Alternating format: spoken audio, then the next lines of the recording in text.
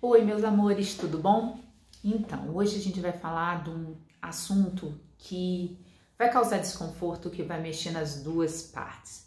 E muitas das vezes a gente nota, tanto em relações abusivas, como num perfil de pessoa, que talvez vocês se identifiquem, eu era assim, e eu tenho trabalhado bastante e consegui bastante avanço em relação a isso.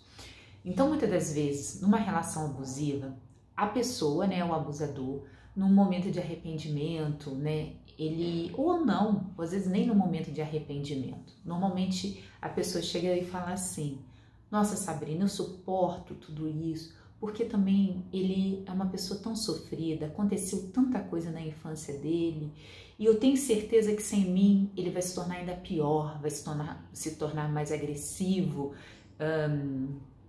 mais materialista. Então eu tenho que levar essa situação porque eu preciso ajudá-lo, tá? Eu tô usando uma mulher falando de um homem, que é a queixa mais comum, mas também poderia ser de um homem falando de uma mulher. E nota, gente, que existe um padrão adoecido nos dois lados.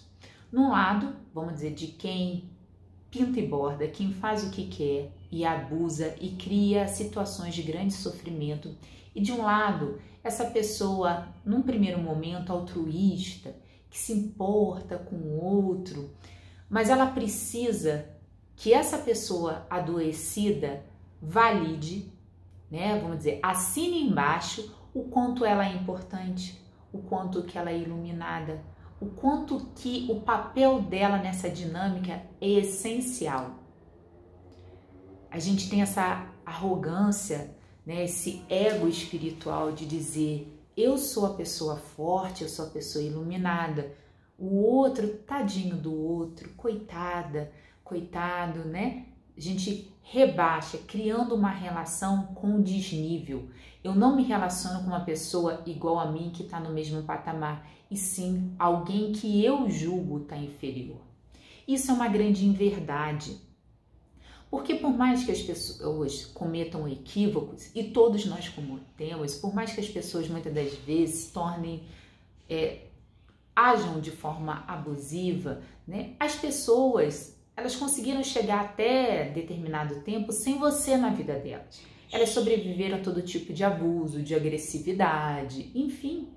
E hoje estão aqui, entre trancos e barrancos, muitas das vezes de forma limitada, mas elas sobreviveram. Se o cara te conheceu com 27 anos, ele sobreviveu 27 anos sem você. Então você não é essencial para ele. Você não é essencial para a melhora dele. Nós não somos despertadores. Presta atenção nisso. A nossa função aqui nesse mundo é a gente se curar, é a gente expandir a nossa consciência, trazendo todas as potencialidades que a gente tem dentro de si. Nós somos centelhas divinas, né? Como Jesus coloca: vós sois deuses e podeis fazer tudo o que eu faço e muito mais. Nós temos essa potência, não sou eu que estou dizendo, foi Jesus que disse.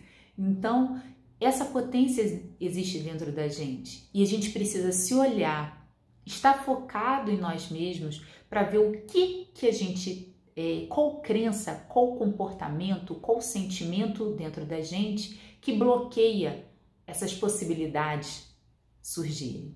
É o medo, é a culpa, mas eu só consigo despertar se eu olhar para mim. Enquanto eu estou focada no outro, eu nunca faço o meu despertar. E não existe forma de eu forçar o outro a acordar. Não existe forma de eu fazer com que o outro perceba o quanto ele está equivocado. Será que ele está mesmo equivocado? Ou será que ele está servindo para o seu ego espiritual? Para você se sentir importante, na sua carência muitas das vezes afetiva. Olha como eu sou importante, olha como essa pessoa precisa de mim. Nota que está tendo um buraco e que você está deixando esse ego, essa arrogância na questão comportamental, espiritual, está preenchendo, quando na verdade você devia estar preenchendo, trazendo consciência de todas essas crenças, de todas essas carências que você tem dentro de si. Eu fazia muito isso, muito isso. Eu achava, né, o quanto que eu tinha que ajudar as pessoas, porque afinal as pessoas não estavam percebendo isso e que eu já tinha uma noção de espiritualidade, de energia, de comportamento.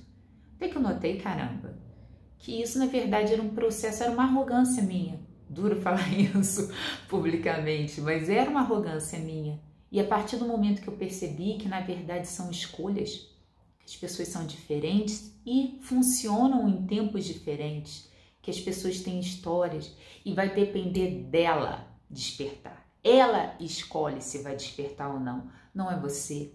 Ela escolhe se ela vai mudar ou não. E isso vai acontecer inerente de você estar ou não estar na vida dela. Isso não adianta, gente. Ou você pode estar, você pode não estar, que se ela tiver que despertar, ela vai despertar. Porque isso é um processo de Deus. É de Deus com cada um de nós. O momento do nosso despertar é esse entrosamento entre nós e Deus, o universo, chamem do que vocês quiserem. Essa inteligência suprema que, né, vai enredando as nossas vidas. Então, é muito importante vocês estarem se questionando disso. Quando eu comecei a entender isso e comecei que eu precisava me cuidar, que quando eu cuidava do outro exclusivamente, era uma forma de eu me distrair e não perceber os buracos que existiam em mim, as ausências que existiam em mim, as carências. E aí, né, foi um momento desconfortável, mas foi um momento altamente fortalecedor. Hoje eu agradeço a tudo isso porque isso me deixou cada vez mais forte, entendendo os meus limites, entendendo, né, colocando um limite no outro em relação a mim. E é importante que a gente tenha isso, porque quando a gente tem esse comportamento, eu contribuo com o adoecimento do outro. Você está ajudando que você está ajudando, você está piorando. Quando eu tenho aquela assim, tadinho, ninguém vai entender ele, tadinha. Já começou a chamar de tadinha, já tá se achando que tá numa situação muito melhor quando você não tá. Quando você não tá, que tá todo mundo no mesmo barco. Uns com umas habilidades mais desenvolvidas, outros com menos habilidades desenvolvidas, mas é o mesmo barco. Você tem que se concentrar em você e permitir com que o outro acorde. Você ser o despertador espiritual ou moral dele não vai melhorar em nada para você. Você tem que se dar esse valor, se perceber valorosa. Não porque o outro vai despertar ou não, porque isso é uma coisa que está fora da sua mão. Depende dele, depende das forças universais, depende das escolhas que ele faz. Tira esse peso de você. Corta esse adoecimento que você está contribuindo com mais boa vontade, porque eu tenho certeza que você está cheio de boa vontade, como eu era. Eu tinha muita boa vontade, queria ajudar muito e foi muito doloroso perceber que, na verdade, eu estava contribuindo para o adoecimento dessas pessoas. Enxerga o seu valor, enxerga quem você é e coloca limites. O outro realmente pode não gostar, mas também querer agradar todo mundo é a única certeza que eu posso te dar que não vai dar certo, que você vai acabar só encontrando desvalor. Então, volte para si, perceba aquilo de vazio, o porquê que você precisa que o outro valide a sua importância, o seu papel e se dê o crédito.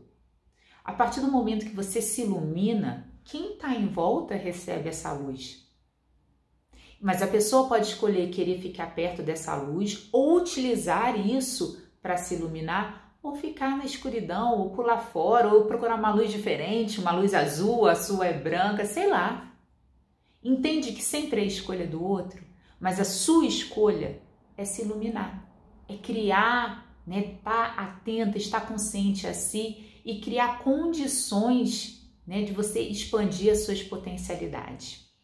Então, o videozinho sobre isso hoje, para a gente se perceber, entender, né, o quanto que o nosso ego utiliza artifícios como altruísmo para poder passar despercebido. Mas no fundo, é ego, é carência, tá bom? Um grande beijo a todos, fiquem com Deus.